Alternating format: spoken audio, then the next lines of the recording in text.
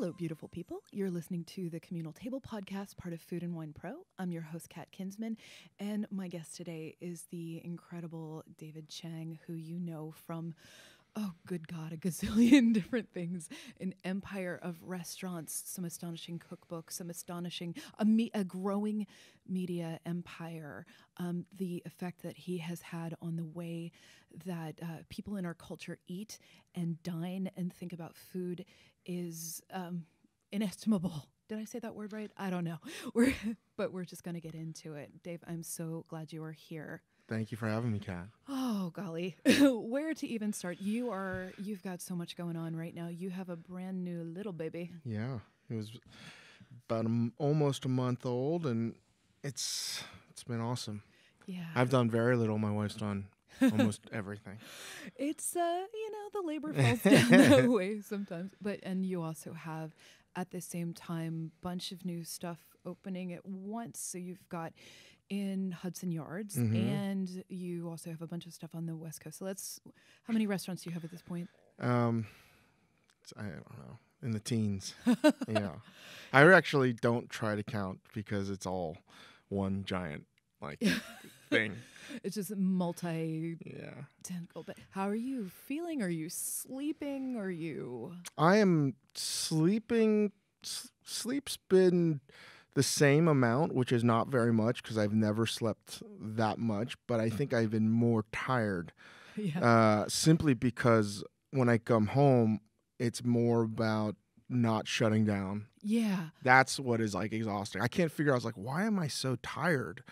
Because I'm literally sleeping the same amount, spread out over maybe, 2 or 3 different time frames, but I think when I come home now, it's I'm on constant alert because I want to make sure that the baby's all right. Yeah. I mean, that being emotionally present is exhausting. Yeah.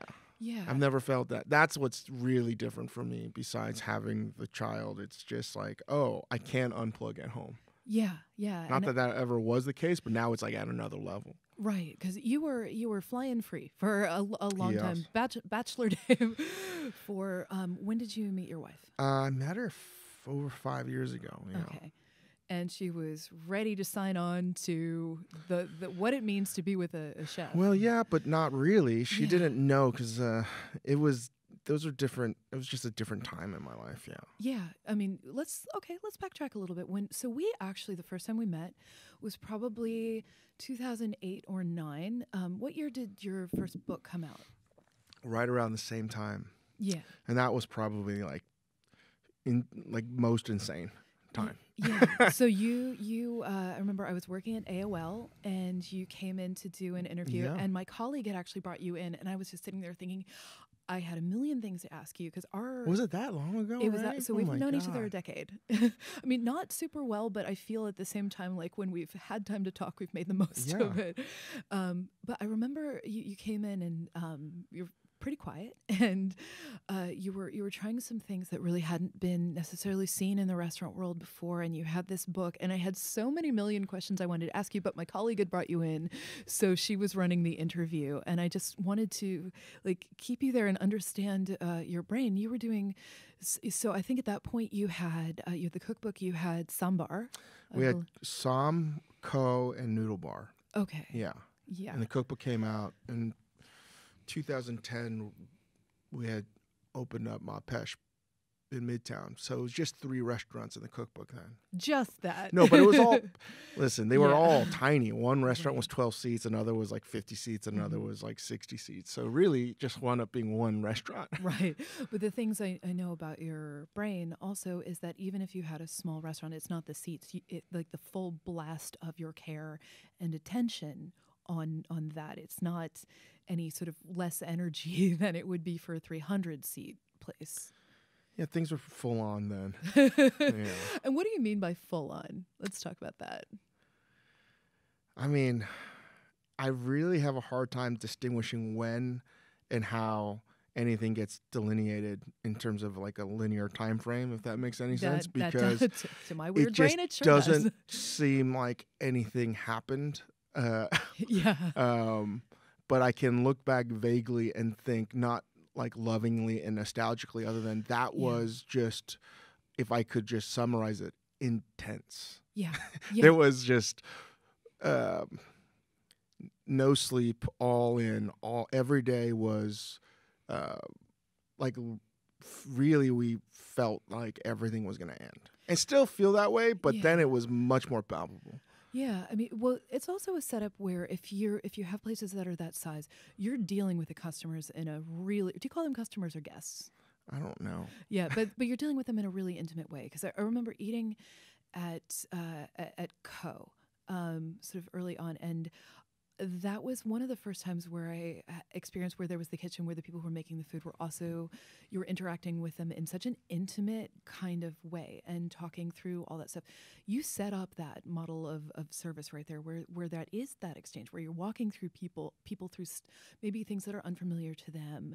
So you kind of set yourself up for this talking to people. Yeah, well, that's the funny thing is I the whole aspect of having an open kitchen was not something that I wanted originally. Yeah. And you just sort of adapted. And I never really thought about the guest or the customer dining in a way. And I think that was a benefit and a detriment starting out. All I cared about was the food. And I didn't, like, how should I say? I didn't behave in a way that I acknowledged that there was anything else happening. It became, the way that transmuted was into an incredibly emotional experience on the guest side. I can tell you that. I left and I was alternating laughing hysterically and crying. And my friend who I was there with at the time, we were just, we were blown away by the intensity of the feelings and emotions of it, because there is that care and interaction with the person who's making the food, who maybe wasn't somebody who was necessarily, when they thought they were going to be a chef, they didn't know they were going to have to be talking to people. Right. I mean, it wasn't about performance, right? Yeah. It was like, I think back in those days, we used to think that we were like an animal in a zoo. And if you think about the perspective, the people, the animals that are behind like glass, they don't care about the guests too much. They're just there, and it's like, don't feed the animals. Yeah. And that's sort of how we felt back then. It's like our job is to make the food and the food alone. Yeah. And again, that was a benefit because it allowed us to just cook and to be sort of reckless in the best way possible. Yeah. And it worked till it didn't work. Yeah. Yeah. And would you talk with your cooks like after service there about like how did that feel, or was it just like not addressed at all, or? Yes and no.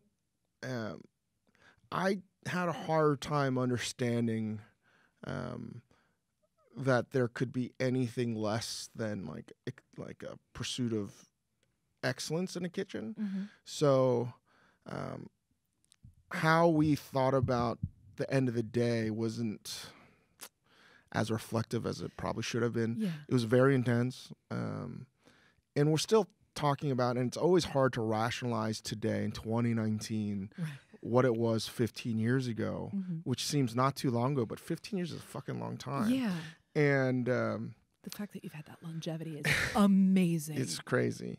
But it was still like an experiment. I mean, in some ways, Momofuku and what we're doing was almost like an art project. I fully. And we didn't know. No one knew what was going on. And partly the reason what we're doing is no one expected anything to work, so we didn't care.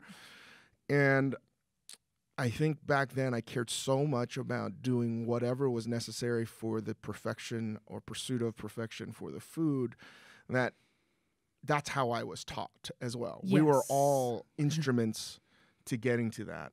That the prospect of feeling good about yourself was such a foreign concept, or even the staff. I think I had a hard time understanding how someone could not see what we were trying to do. And it must have been incredibly difficult for cooks back then. And I have a lot of reflection about how I acted and how I managed.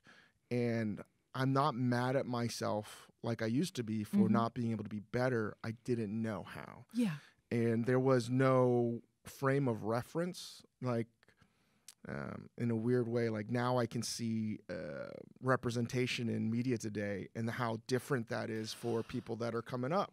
Yeah. And there was no representation for me to know any other way of cooking other than how I had learned, even though you knew that there were other ways. Like it took a long time to sort of have that reckoning. And I think about a post in eGullet, one of the very first entries I in read eGullet, a lot of eGullet, yeah. Back in the day of Noodle Bar was a blogger basically just ripping me up, saying how I wasn't yelling at a cook, but I was basically like telling him very intensely, you're not doing your job, you're not doing your job. And I'll never forget that, because I was sort of not defiant, but incredulous that I could be misrepresented or misunderstood, because all I wanted was for both the diner and the cook to do great. I couldn't understand how it could be perceived as negative. It just was so hard for me to see. And I'll never forget reading that post. And you can still read it on eGullet. It's basically me being criticized for caring in a way that came across as negative. And the last line of it was, the irony of it all was, all David Chang cared about was, you know, the quality of the dining experience, but he's the one that was the perpetrator. He was the reason why I had a bad meal there. And that fucked me up. Yeah. Because at my core, all I cared about was they're having a good time, and I couldn't find a way to figure out how to translate that. I didn't have the tools or the emotional well-being or anything, quite frankly, to find a way to communicate that other than work faster, harder, try more, be more intense, like force yourself to find a way to make it as delicious as possible. And in an open kitchen, the original Noodle Bar is what size of a one-car garage. You can feel everything. I'm an emotional sponge. Yeah, you can feel when the kitchen's off, when front of house is, when there's tension there, and it translates. It's so invisible and so palpable. Yeah, and that's, you know, again, very good things happen and very bad things happen. And when I started to get that response, obviously I knew I needed to get better. It's taken a long time because it's hard.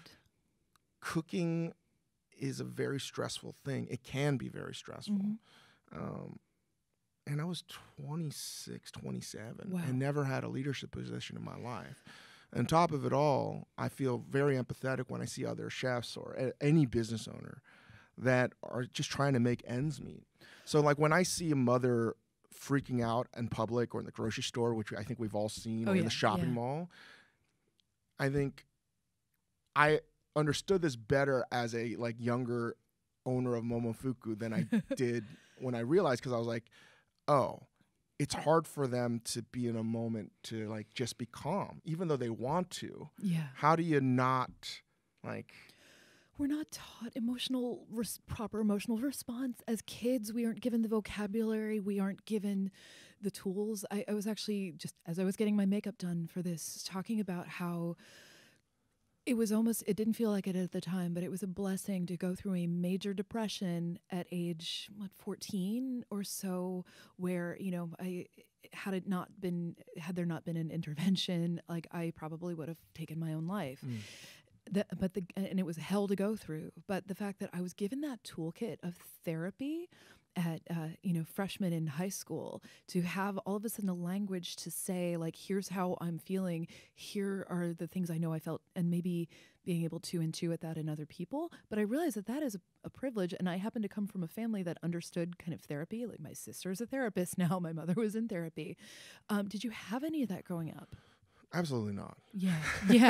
I mean, come on, that's like, I can laugh about that now because that's just not how I grew up. Yeah. At all, zero.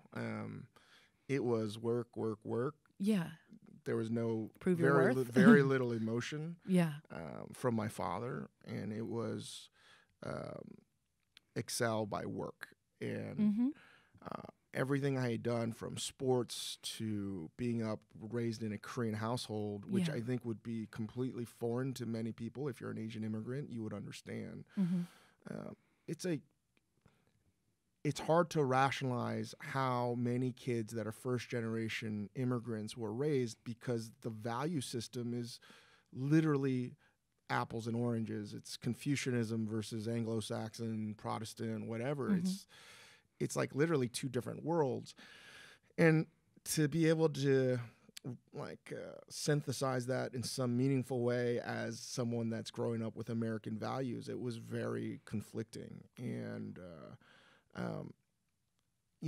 having an emotional release or having the tools to have, that just didn't happen. Yeah. It was, that I just never had that. And then going to school and playing sports, I mean, shit, I went to a high school that graduated the past 2 Supreme Court justices, and I hated my high school. So same. Not with the Supreme Court justice, but the hating high school. Yeah. I got in because of sports. And what was your sport?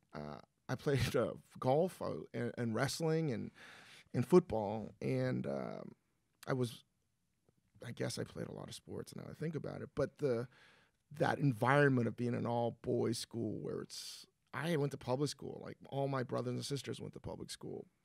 And then to go there, and then it's super intense. Yeah. And a lot of masculine energy. It's all dudes. It's the worst possible shit. So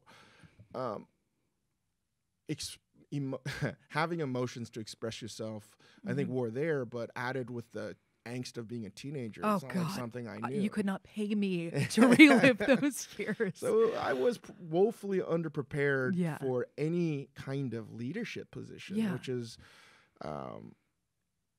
something I didn't know. And again, in cooking, you're promoted because you're a good cook, not because you know how to manage things. And that's why you see so many sort of broken souls in this industry that get promoted, because no one's told them anything other than, you're great at this because you're a great cook, but being a good cook doesn't mean anything in this business. You have to learn how did you just watch the behavior that was modeled for you? Who taught you how to lead a kitchen? No one. I mean, I love the people that I work for, and I work really well in intense situations, because by nature I'm not this. I'm a wallflower. I'm very reserved and quiet. I think a lot of people have a hard time believing that. I would rather have a moment pass me by than have the chance to interact with it and fail and be embarrassed. Yeah. And I think a lot of times people are like, oh, Dave's just being aloof, or is being cocky. He doesn't want to talk to anyone. It's no, I actually don't want to talk to anyone because I don't like talking to anyone. Right. Because I'm pretty much a reserved person. Being in a restaurant and learning how to cook, that took, it started to change me, right? Yeah. And then having an open kitchen, that started to change. And then I just had no language to talk other than learning how to excel under intense pressure. And it's not like I even excelled under that, but getting yelled at, that's just how I was raised. Yeah. You know? And you go either direction from there. Either you become a yeller yourself, or it's the worst thing that can happen to you, and you have this Pavlovian response to someone yelling at you, and you retreat into yourself. And you can go either way on that. So when you started to lead a kitchen, did you yell and then people had to adapt to that particular Well, I didn't even, and that's the funny thing, because I've been in therapy, seeing a psychiatrist since I was 26. Yay, therapy. And that's obviously, I think, been instrumental in my life in terms of challenging me to improve myself and to be better, and quite frankly, saving my life. Yep. But like how I acted and how I cooked in the past and how I would get so angry at little minutia mistakes happened because my priorities, why I got into the business, were, I think, still maybe different, and I can't speak for anyone else, but I got into cooking not because I loved food per se. It gave me meaning, right? Like how, if I cook something, let me back up. My whole life was designed so I would not cook, from my dad to how I was able to have opportunities to cook professionally was the last choice anyone would have wanted me to have, particularly in my family. So I just had, these existential dilemmas as someone that was growing up, particularly in college. And whether that was early signs of mental illness, probably, and I definitely think there were signs of it in high school, and bouts of depression. But I was someone that needed to know, like, in a very real way, what life was worth living for. Yeah. And I took an approach that I was going to try a lot of different things till I figured out what I wanted to do. Because I did so poorly in school, it wasn't like I was going to get the jobs that I wanted. So I just did things sort of by trial and error. And I just thought sitting at a desk the rest of my life was like, that was life not worth living. I'm trying to imagine alternate universe Dave, like at a desk, and no. Yeah, and I would, not that it's suicide, but it's almost like a existential idea, like not to get too deep in these weird rabbit holes. Do it. Like Camus and Sisyphus, and there's like basically you can literally kill yourself, or you can like metaphysically kill yourself by like surrendering to something that you don't want to do. I always call it the slow suicide. Right. And I saw that pretty early on. I was like, I will fucking wind up in the middle doing something I fucking hate. Yeah. So I always thought that maybe it's a life of service. The one thing that I found redeeming about my high school at all was the fact that the Jesuits, and I have real problems with it. Mine was Jesuit too. Was they literally beat into you, service. Yeah. And I was like, I got to find something. If I didn't do this, whether it be some kind of social thing that I could do better, right? Like at the very worst, that could give me meaning. And I decided I was going to try to cook. So I was not a good cook to start, and I wanted to do it, but my dad basically, again, like was in the restaurant industry for 30 years and knew how hard it was, did not want me to do it. So I was very conflicted, almost dropping out of college to do this, education, whatever. I didn't know, right? And I took things, I guess, I still take things very seriously. I took things very, very seriously then, very ideological. And cooking very quickly, even though I had worked as a bar back in college, and then I had bus tables at a steakhouse, I didn't think as a career that anything that wasn't sort of predetermined from from an Asian parents, like they want you to be a doctor, lawyer, whatever. Yeah, there's a small sphere within which you can operate. Everything else is like not worthy. So I was like, well, I got to find out what I want to do, and the thing that seemed to be the least acceptable thing was much more appealing to me. And I think early this your on, rebellion? I think early on, I found ways to rebel against everything, going way back, and then. So I'm talking forever to set it up because I think it's super important for me to still understand that cooking was something that I could do, that I could own, and that I could take from, even if I was poor at it, if I cleaned really well, if I sharpened my knives really well, if I followed the recipe, and whatever I did could lead into something that was delicious and give joy and meaning to something. That physical reaction of feeding someone and giving them that feeling of total fucking like elation. That dopamine hit. Yeah, you couldn't cheat that. Yeah. And I was really trying hard back then to find things that were not a lie, right? That were not that couldn't be hypocritical. And like that very base emotion to me was like, and while I couldn't earn a huge living, I could live. I could find a way. And being a chef or whatever, that didn't fucking matter to me. It was just like that I know is truthful. Yeah.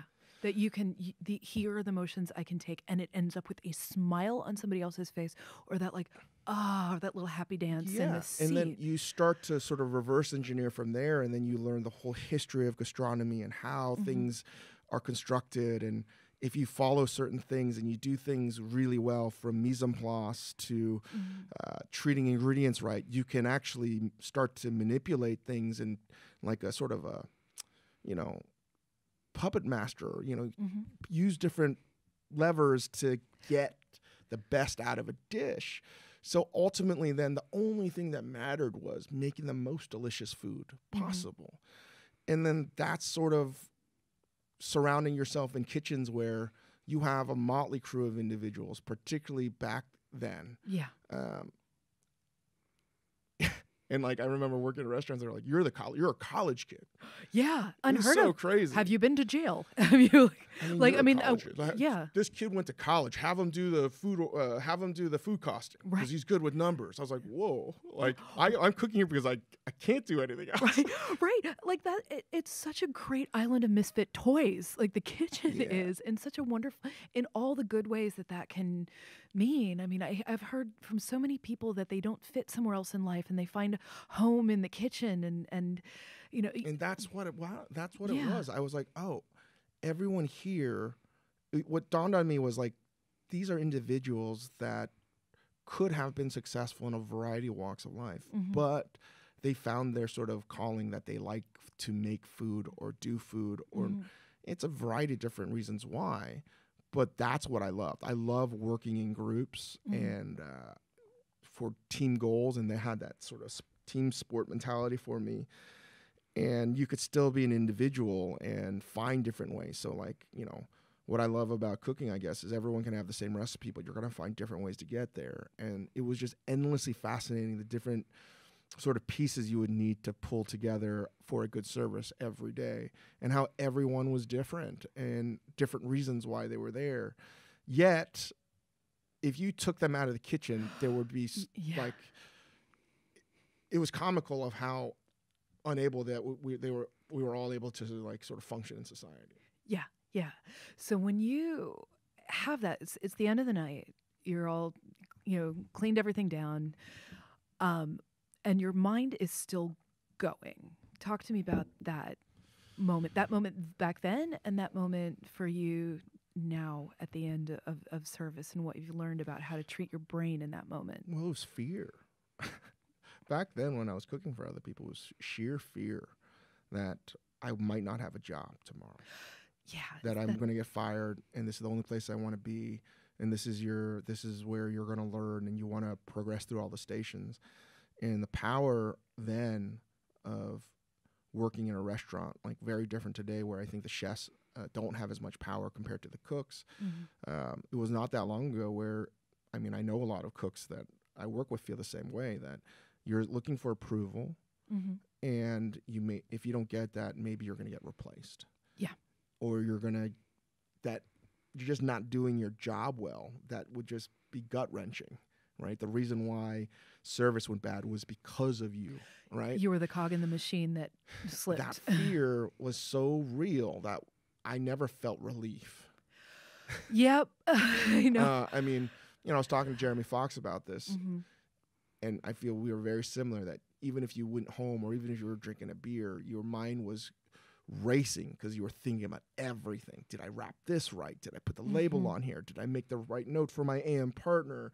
Did I do this? And it was just never ending. And, you live and breathe it to the point where you don't know anything else. Yeah. There's a long-term debilitating aspect to fear on your muscles, on the makeup of your brain chemistry, and it can be actual trauma. Living like that for such a long time, because it forms how you stand, how you move through the world, how you talk to other people, what chemicals get fired in your brain. And I've seen you over the course of the past 10 years or something or so. I feel like you've unlearned a lot of that stuff in a way that's increasingly healthy. Is It's, that the case, I or think that I've just an always known outside? it was not right. I just Yeah. again am now finally developing some kind of tools and um, avenues, different avenues to take. It's my default setting is to go down these roads.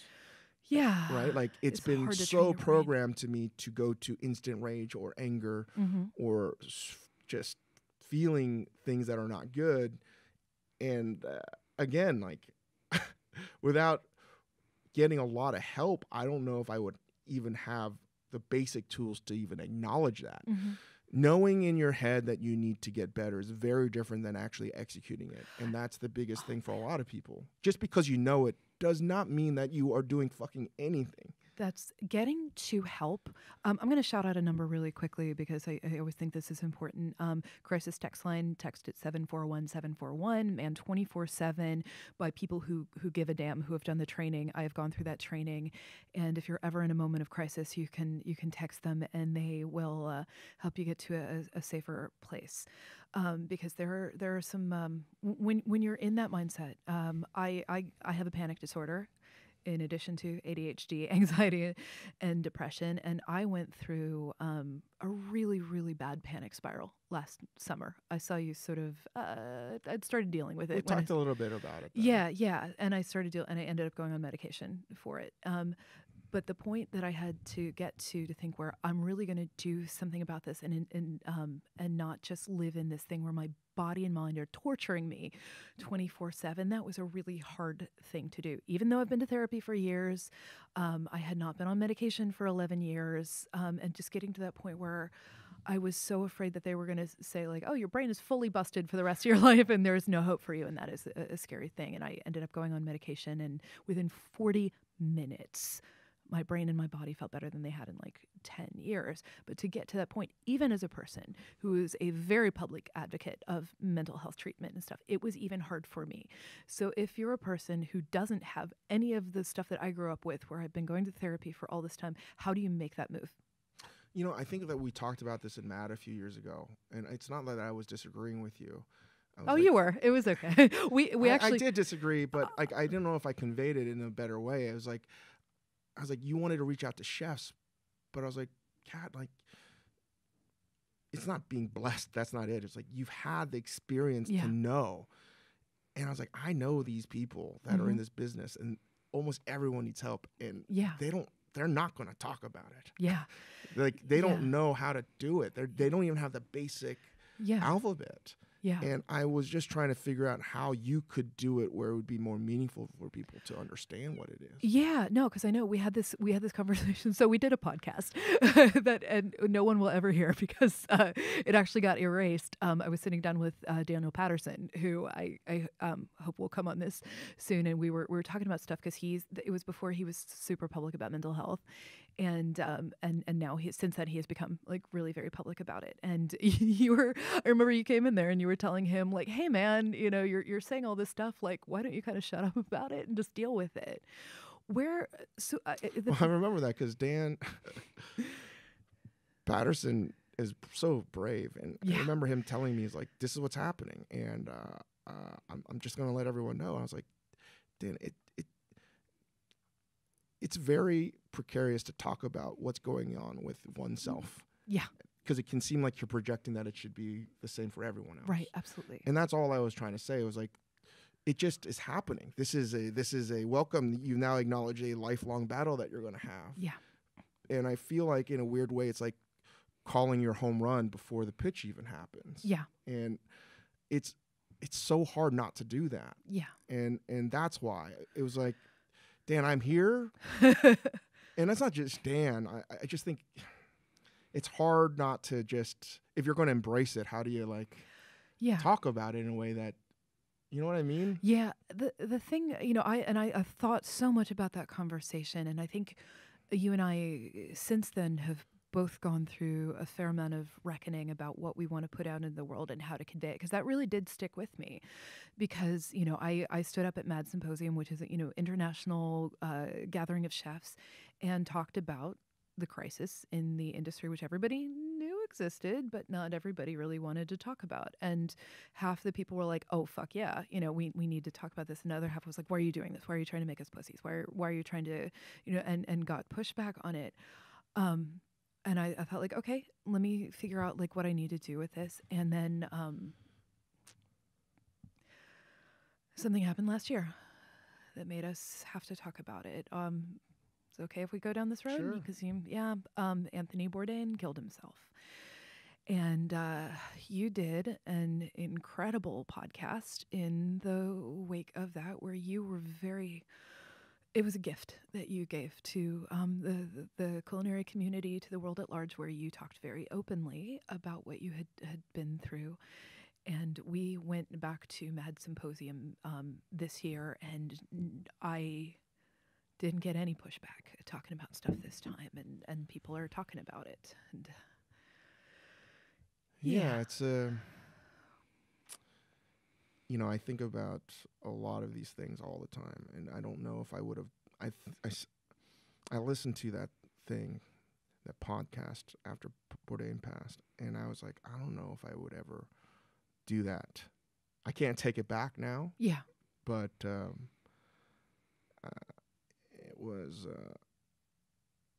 it was, and still will be, something that I'm reckoning with. We all are, but I didn't know. I didn't know what was going on then, and I just felt that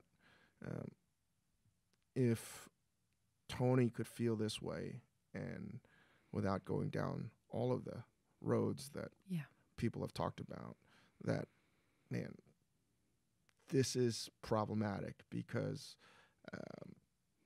more than problematic, like we don't have a way to talk about any of this stuff. So I don't know what compelled me to talk about it. Of all the things I've ever done, I feel like I've gotten more, to this day, feedback or emails or messages about that. And it's really hard because it's not a compliment. You don't want to read it as a compliment, but I get a lot of messages from chefs being like, hey man, like I really need to listen to that. And, I'm getting help now, or I'm getting back on help now. And you're seeing this sort of rising tide of chefs. And a lot of it is because you've been more like having this forum to talk about it. Chefs saying like, hey, why are we doing things a certain way? What are we doing? Like, what's the reasoning for us to get blind drunk? What's the reason for us to get like, why are we yelling at each other? What the fuck is going on? And I think it's going to take time. Yeah. That's all I know is none of this stuff that's happened the past year is going to be answered in a year. Yeah. It's the beginning of a process of a conversation, because no one's had these conversations before. Yeah. Right? Like, or they have maybe not in a public way, but individually and just in little pockets, and the pockets are coming together. I mean, I want to say, pardon me, it was important that it was you doing that this message was coming from you. Because of your stature, because of your friendship with Tony, because of a million reasons, and so it was the bearer of the message was very, very important in that it mattered. The way that I've seen a lot of this manifesting, so I have this Eat Chefs with Issues Facebook group that I had started almost a year before that. I'd been running Chefs with Issues for a pretty long time, but actually started the Facebook group while I was recovering from surgery, because I was thinking, I am of no use to the world right now. Let me try something that is of use to the world. And because I couldn't emotionally deal with getting the onslaught of emails and messages and hundreds, thousands of messages from people in pain. And I thought, I need to outsource this. The day that the news came out about Tony, there were 827 people in the group. There are about 3,000 now. And within that first day, people were joining by the hundreds. And so many people saying that they didn't know how to articulate this, so they were just going to dump on the page. And that's what happens now. That I find that there is a lot of people who are saying, I've never been to therapy, I've never talked about this, but I'm just going to brain dump on the page, and the fact that there is a chorus of cooks, chefs, whoever coming back and say like, I understand you, I see you, you don't have to be articulate. The fact that you said anything is important. And then it's, we can go from there. But I think just speaking the words, it's, for me, when I started talking about it publicly, it was via CNN, and I felt like it was like a coming out in a way. And then, getting responses from people, but realizing like there are other people out there who feel the same way is But huge. that's, I feel, is a very tricky, it's so hard. And I feel like maybe I'm better equipped to talk about what I wanted to talk to you in Copenhagen about. Yeah. Is there needs to be diversity in how people have the ability to talk about it. Yeah. And I know for myself, I'm not a group, even though I share so much, I'm not by nature, like I don't talk to people in groups. It's not something I want to do, which is, again, sounds fucking weird, but I don't like group things. Yeah. Like I've gone to support friends in rehab. I don't like that. Yeah. That's just me. I don't feel comfortable. Yeah. I know it's highly effective, but I need other avenues, like whether it's reading a book or it's listening to something. And that's just what I feel, I guess, why it's important to talk about it is like, you don't have to feel bad because you're not talking about it in a group chat or whatever. It's just like, just start with thinking about it. And I don't know, talking about all this stuff and you being so forthright and honest, like that was important. Like to have that page where people could talk about it, like it's so important. But like I remember when Bourdain passed and everyone is talking about these suicide hotlines. And I just was like, yes, very important, but also there are a lot of people that don't want to feel stigmatized because they have to call a hotline. Yeah. So I was like, how the fuck do you talk about this then? Because so many people don't want to feel like they have to resort to calling anything. Yeah. I mean, that's actually why I like crisis text line, because it's all just via text. And so you don't have to speak out loud, and they sort of have they'll guide you through the conversation, which is why I like it. But you're right. At the same time, when I'm, encouraging other people to talk and all of this, and I put a fair amount out into the world, but I'm dealing with my private stuff all the time. And, I go to therapy, I, now have meds. And I'm trying to figure out like that, but there's a lot of stuff I don't broadcast because I don't want to burden somebody else with it. I don't, I need to find a healthier way to deal with it. I was talking with Andrew Zimmern about this recently because he was really, really helpful in the wake of Tony's death, that we, got some chefs together in Aspen and talked through some things. And we were talking about the importance of a daily practice. And I actually saw him a couple weeks ago and I said, I still don't know what mine is. What is that thing that I can do that is not going to therapy or talking to people? Do I draw? I'm not a runner. Do I go and punch something? Do I make bread? Like, what is that thing? And I'm still looking for it. And I think there are probably a lot of people in restaurant kitchens and stuff who need that other thing. I mean, I'm talking to more and more people like, I ask a question on the Chefs with Issues group every week. And I say, what is the thing you've done either in the past few days or we'll do this week to benefit your mental or physical health? And the range of responses is pretty amazing. Some people are just saying like, smoke some pot, and that's one thing. But, somebody would be like, well, I went and like stood by a lake and like didn't bring my phone, whatever it is. But there's no one way. There is no one way. And that's, again, my private sort of battle with reading or talking about this stuff is I feel over the years I've tried to read just about everything I could meaningful, and there's really very few things that are, I think, applicable for anyone else, because it's just everyone is their own fucking person and their own problems and their own neuroses. So, my only conclusion after Bourdain passed, and this is something I've been working towards anyway, was talk is cheap. Yeah. In the sense that maybe the best thing I can do in a very pragmatic fashion is to live by example. Yeah. And to be as open about all my shortcomings as possible.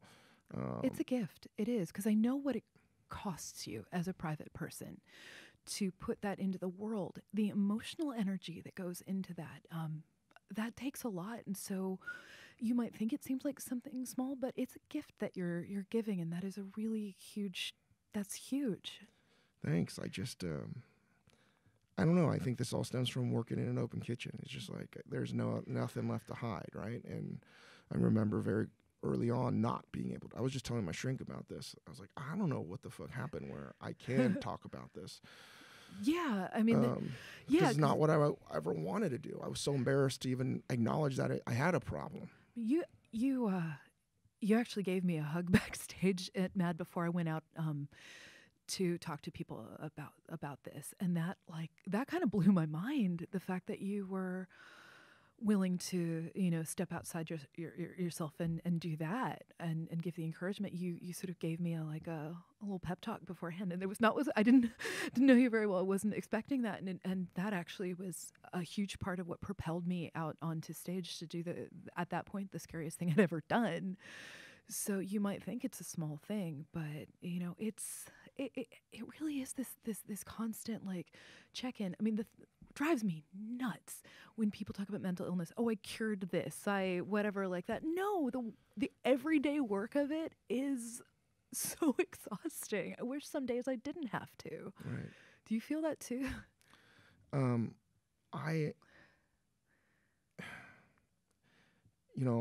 When I am conscious about talking depression, it's very hard for me to talk about it. It's when I'm not thinking about it, it's so much easier to talk about. But I've learned to embrace it. Yeah.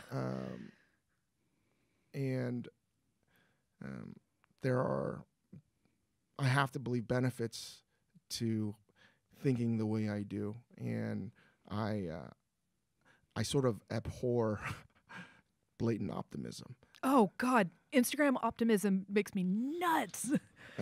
It's almost like a totalitarian state to just think that everything's going to fucking work out. And I think the best way to be an optimist is to think that you're going to be the best way to be an optimist is to hope to be wrong as a pessimist. I like that. And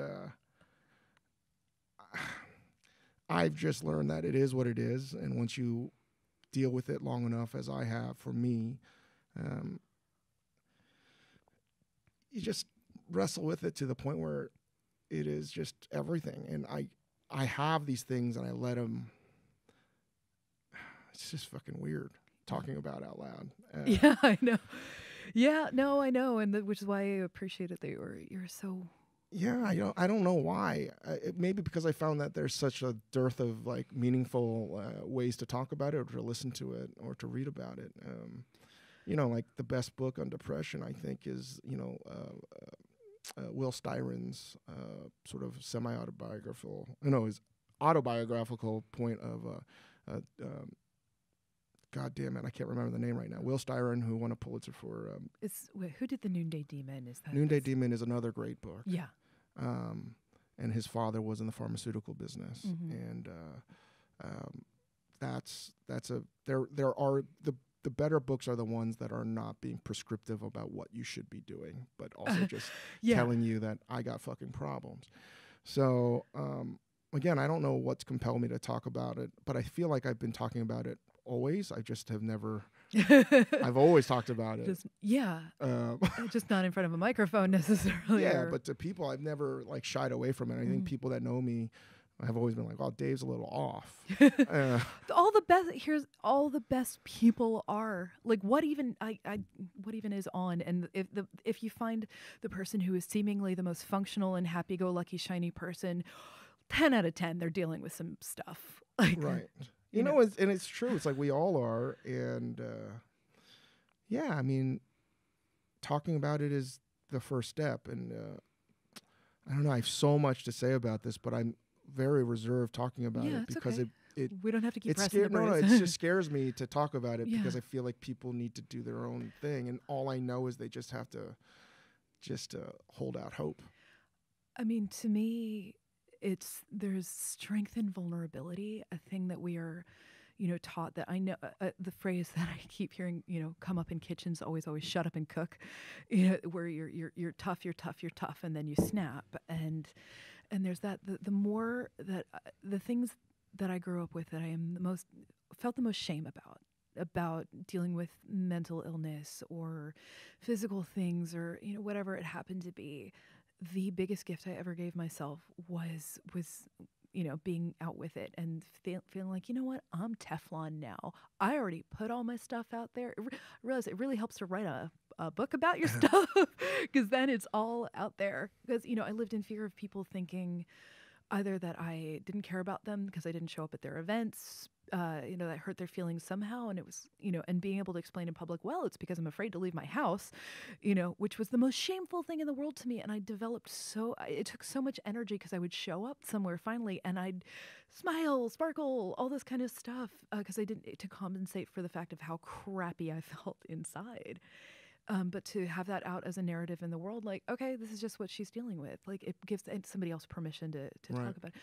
You've also, though, done some things, and this really impresses me, that systemically within your restaurant group, I've spent a fair amount of time talking with your director of HR, who is a mighty, mighty force. Leslie is the best. She's an incredible woman, and I definitely want to have her on the podcast. But you've done some things for caretaking for the people who work with you.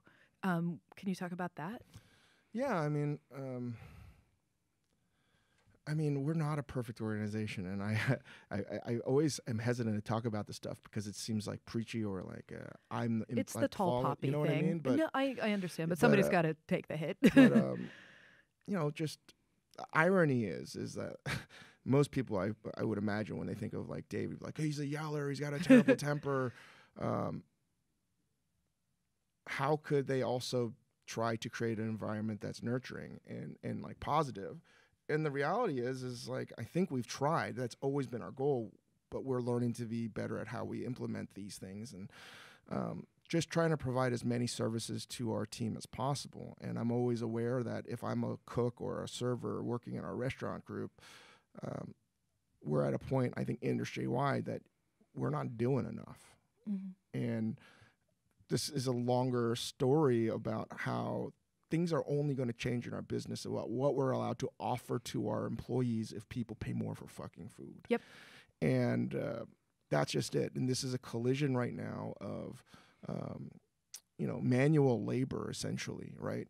The most widely accessible job that you can have, both as a cook and a server in this country and abroad. That is now merging with professionalism, with the same laws and understanding that if we were working at Google or some high-end tech company, and rightfully so, we should have the same standards. That reckoning is going to take time. Yeah. And to project this sort of, again, like everything that needs to change should change in the culinary industry because there are a lot of things as we've seen in the past year or two that are vestiges of the old that have never been appropriate. But in how we apply sort of services to our cooks, and that's what I'm talking about, and how we take care of our own, and how we give a living wage, and all these things, it's all this stuff is going to take time. Yeah. And right now, the microscope is on how we look at the culinary world, but I think at the end of the day, we can't provide everything unless we actually grow as a company and scale, which is one of the reasons why we're trying to grow. Yeah. Or people pay a lot more for food and people have the margins, right? Like I remember going to some tech company and like daycare inside the building, right? Like, yeah. Can you imagine a restaurant that has daycare? In the restaurant that is not like that is also very good. Reem also like takes her kids to work, and that's the thing. I think that's actually I've seen some women-driven restaurants where people do bring their kids, and these are smaller scale operations, obviously, but it would be amazing to see like. I always say Darden is my white whale. Like if I could get 15 minutes with the people from Darden and be like, hey, here's, some things you can do. But like, can you imagine like restaurants on that kind of scale having like childcare? Yeah, I was talking to someone at Goldman Sachs who's a new mother, and she's like, she gets like, I don't know how many days of emergency childcare. Wow. Right. And I was like, what the delta between restaurant industry and what Goldman Sachs can offer is massive and vast.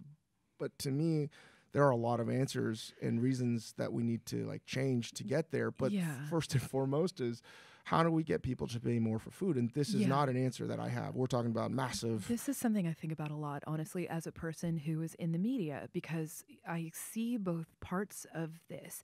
And I think it's about, we need to kind of work together and shape the narrative.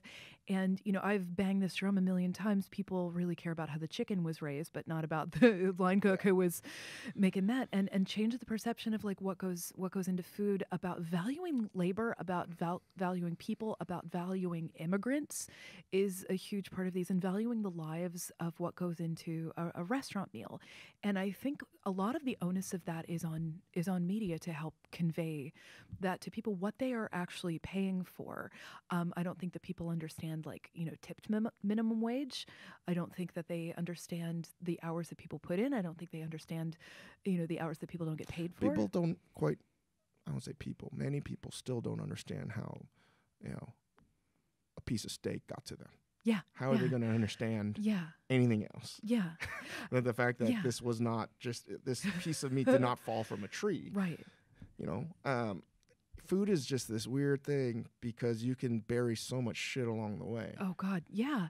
And I think that's been part of the thing that is, you know, especially in the last like 5 years, something driven me nuts about restaurants as I've gotten to know people more and more and been open about this, the sort of valuing the diner's experience above the people who make it, and that irony sickens me on a regular basis, that it's a hospitality industry, and people are being least hospitable to themselves. Right, and I wonder now the sea change that's happening. Right, like, is food going to be less delicious if people, like, if we make these changes that should be happening?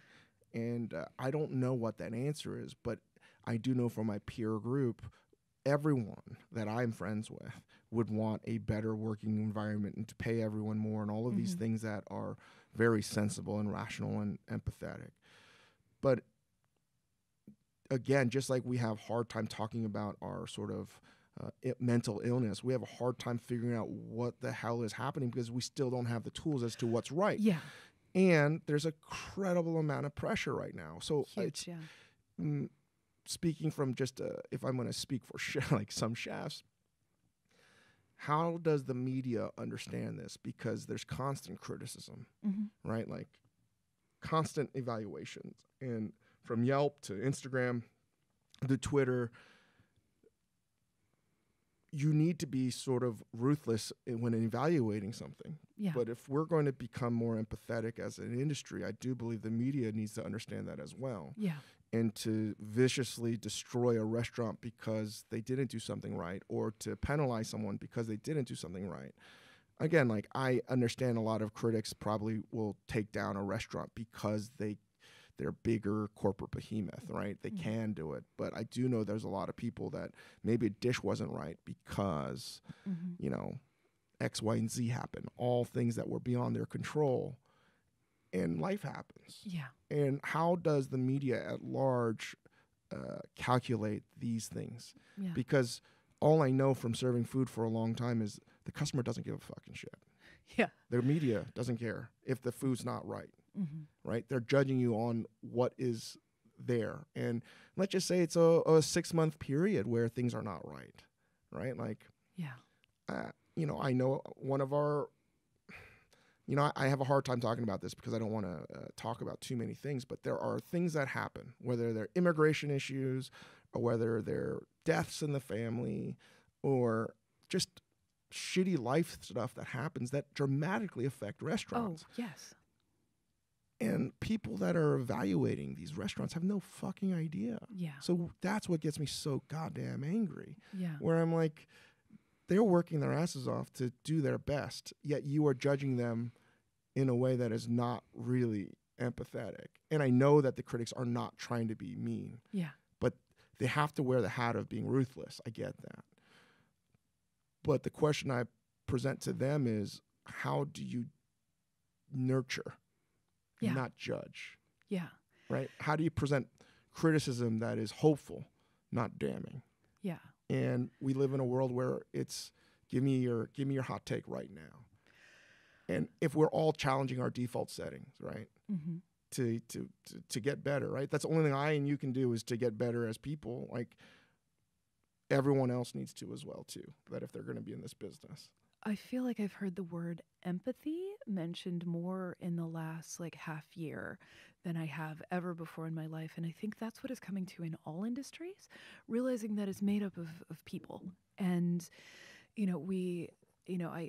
I think that there is going to be a learning curve time. This is a big boat to have to turn around and stuff. But honestly, you talking openly about this is, I think it's a step forward in the conversations that come out of this. I think that's like not everyone has to read David Foster Wallace because a lot of it is really dense. And if you very much just read his lobster piece that he wrote for Gourmet, it's amazing. Yeah.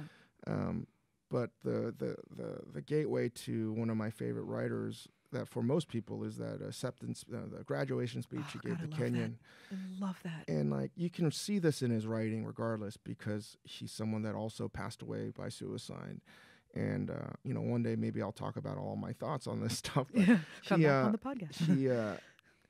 He talks it's like the Fisher Price of David Foster Wallace, and it's really powerful stuff. But the moment that if you're in a grocery store, if you're driving, you're like, why is that person being a jerk on the road? Right? They're swerving in between lanes, and your instant reaction would be this giant SUV that's being a total dick. Yeah. Like, fuck them. Yeah. That asshole. Yeah. They're guzzling gas, fuck them, all these things. Like, you don't know. Yeah. There might be a sick kid in the car. They might be all these other things happening. You don't know. And this judgment culture that we're in right now, I think, if anything, empathy can't just be a word that we say. Yeah. It's something that we have to be patient and to let things unfold because you never fucking know what's going on in anyone's life. Yeah.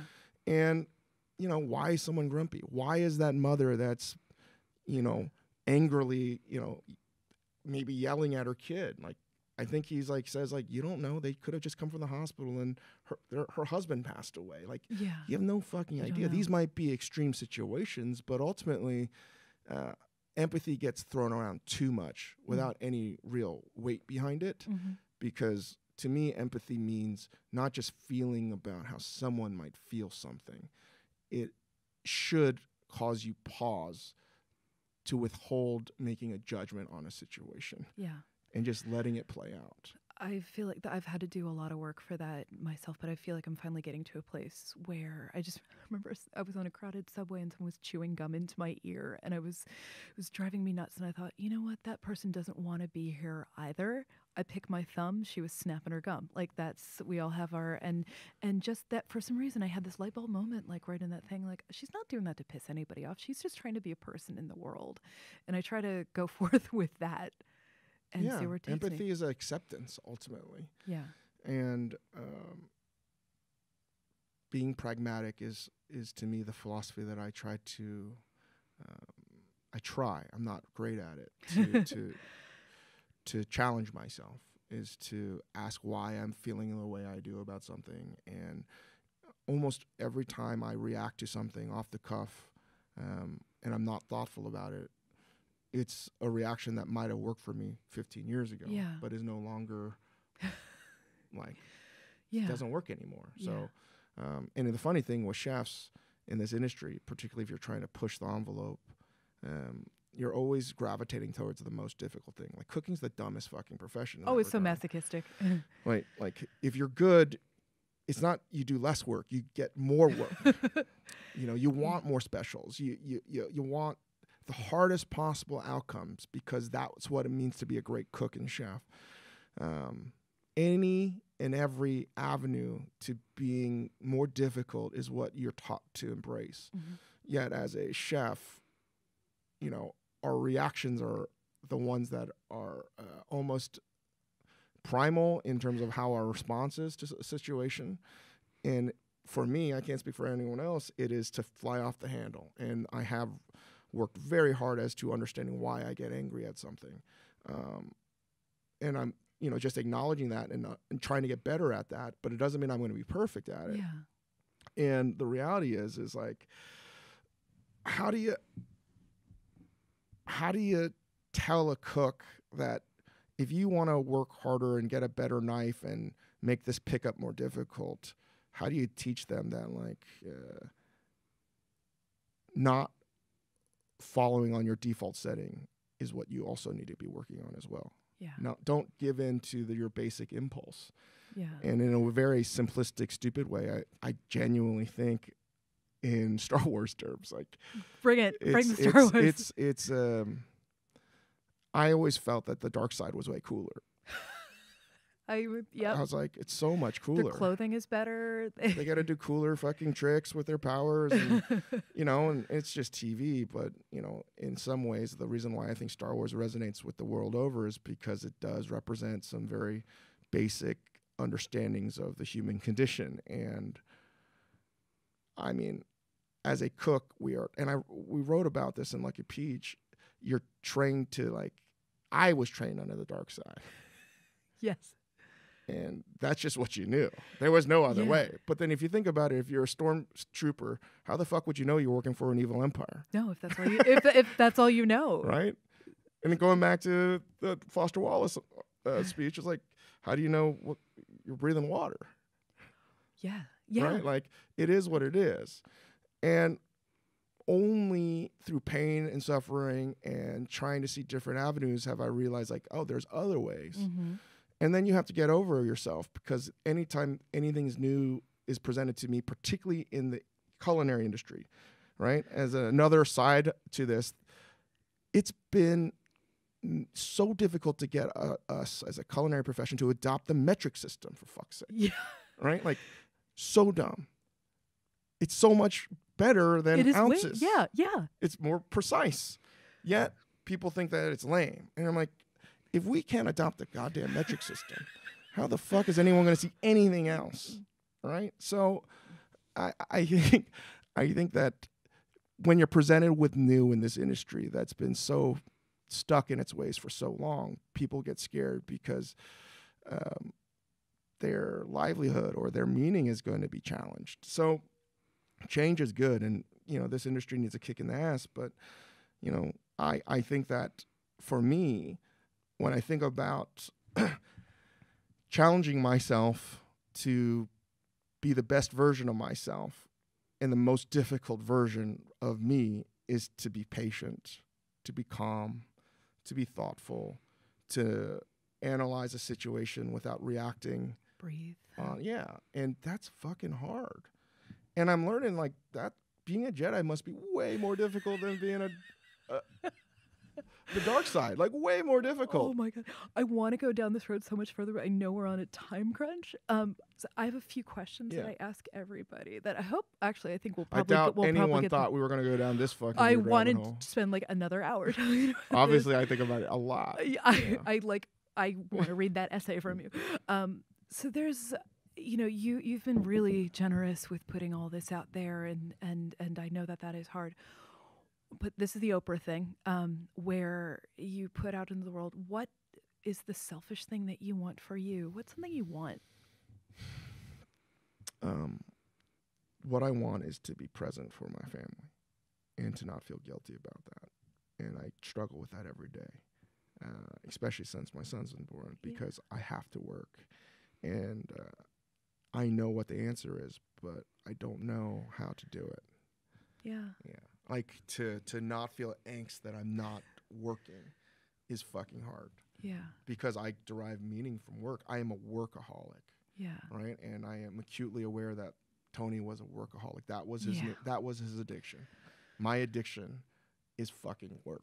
Like, and it's also a blessing and a curse because it keeps me alive. Yeah. But it's also a fucking addiction, and it prevents me from enjoying just about anything else in life. Yeah. So it's the first time in my life, besides my wife, that I have something that needs me to care about it more than work. And it's fucking me up. Oh, man. So anybody out there who is listening who can help Dave with this, this is what that question is for. What is your comfort food? Man, I don't know anymore. Do you get to pick? It changes all the time, right? Yeah. I mean, at the end of the day, I think it's so hard to go wrong with chicken fingers or Popeyes or you got a kid, you're going to be eating more chicken fingers. Like, honestly, comfort food is anything that's just delicious. Yeah. To give yourself that moment where you're not analyzing and you're just enjoying. Yeah. It's just like whatever you want to fucking eat. That's your comfort food. I like that. What's the last meal that you had that made you emotional? Man. I sound like just because I cooked it myself. All right. And I cooked it recently. And we have a Jamaican baby nurse. We're fortunate enough we have like someone that's helping us out in their daytime, because that's the other thing that's fucking me up, is like how most kids have been born with nothing. Yeah. Or oftentimes with a mother that has no means. It's been really weighing heavy on me. And I've been making like a lot of Jamaican food. Yeah. And that's been very meaningful for me, because it's like, it's moving me, because I'm like, oh, this is the fucking future. Jamaican food to me is like future food. Yeah. So I feel really excited about that. And that moved me, because like I'm making food for someone that knows Jamaican food, and it's like a challenge. Like, I got to make this better than something she can get in a grill, you know. That's awesome. God, I want that meal. So, but what is and then next question, which goes right into this. What is the last meal that somebody made for you at their house? Man. No one cooks for chefs. So no one cooks when did I have a meal at someone's house? Oh my God. I don't know if I can answer that. I have nothing. Or did it? I guess my mom. Okay, what did your mom make for you? My mom made pindadok, so it's Korean mung bean pancakes, and we were at the hospital, and she found a way to buy all the ingredients, go back to her apartment, and she made it for us, regardless. And I told her not to do it, and she still did it. And then when she left back to go home, I was very excited that she made it for us still. That's so nice. So we froze them, so whenever we're hankering for one of her delicious cakes, mung bean pancakes, we reheat them. That sounds so good. Like a little present that keeps happening. Yeah. So what living musician would you want to cook for, and what would you make them? Living musician. I know. That's the wrinkle. Oh my God. Living musician. And we got one question after this. I don't know, living musician. Let me think about that. These are fucking hard questions. Sorry. Yeah. This is why I'm glad there aren't a lot of podcasts this out there yet, so people don't know what the questions are. Well, I'll ask you the other one. Well, if you want to think about that, you have 5 uninterrupted minutes for self-care. What do you do? 5 uninterrupted. Oh man. Somebody leaves you, you're left alone for 5 minutes. Everything else is taken care of. The kid's not crying. Your wife is happy, maybe taking a nap. The kitchen's fine. Honestly, I'd probably read a book. What are you reading right now? Oh man, you don't want to know. I do. It's so weird. I don't know what the fuck where I have the time to read this stuff, but I've been reading all these old books that I never really read in college. Sort of did, but didn't understand it. So I've been reading and rereading The Birth of Tragedy by Friedrich Nietzsche so much. Oh, man.